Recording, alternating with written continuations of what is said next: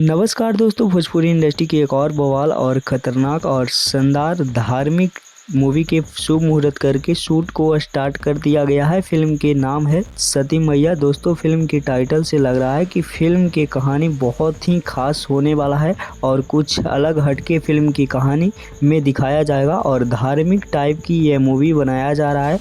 दोस्तों, फिल्म के star cast में नजर आएंगे प्रेम सिंह और सालू सिंह की जोड़ी फिर से एक बार देखने को मिलेगा और बहुत सारे लोग इस फिल्म के स्टार कास्ट में नज़र आने वाले हैं।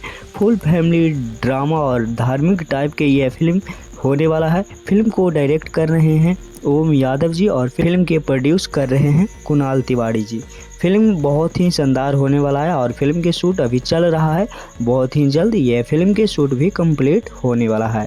फिल्म के अपडेट आप सभी को कैसा लगा नीचे कमेंट बॉक्स में कमेंट करके ज़रूर बताइएगा।